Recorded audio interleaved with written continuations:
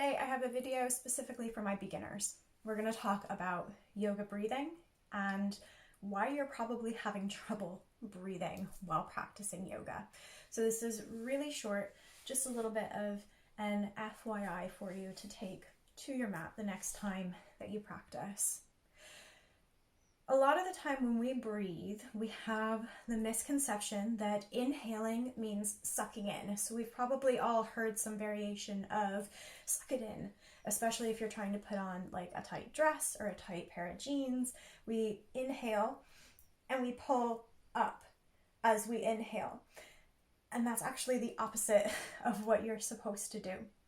So the way that your lungs work is actually kind of cool. They don't have any muscles directly attached to them. They work on this sort of vacuum principle. What causes your lungs to draw air in is this big balloon-shaped muscle about here called your diaphragm. And in order to draw air into the body, the diaphragm has to pull down. So if you think about, it's almost like pulling down a projector screen. You have to pull that muscle all the way down in order for the lungs to fill fully. Now, in order for your diaphragm to have room to move, your abdominals, your belly, has to push outward. So when you inhale, your belly should be pushing out. So if you take a moment and you place your hand on your belly, take a deep breath in,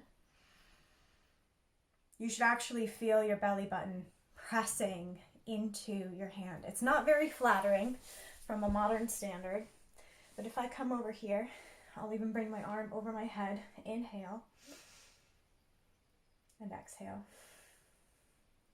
Inhale, and exhale. And that's the natural way for you to breathe.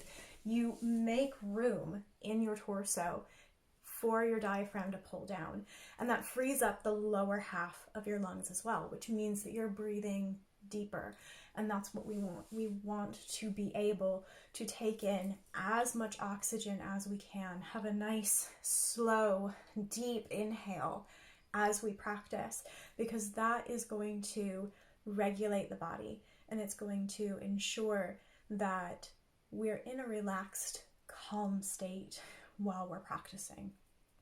So inhale, belly out. As you exhale, your exhale should be active. It should be an activation of your core. So I like to say that it's almost like somebody's taken an ice cube and has put it just underneath your belly button. So as you exhale, the belly should retract and then hook upward toward the ribs, pushing the diaphragm up so that you can squeeze as much air out of your lungs as possible. And your exhale is really, really important, because when you're in a state of panic, so you're worried about something, your body naturally emphasizes the inhale. And it does that to ensure that your blood and your organs and your system is hyper oxygenated so that you can get away from whatever it is as quickly as possible, and you have the capacity to do that. When you're in a state of rest, however, the body naturally puts an emphasis on the exhale. So in yoga, we want to emulate that, because that means that we can consciously shift our body from a state of hypertension and stress into a state of relaxation. And that's why it's really, really important for us to get as much air out of the lungs as we can.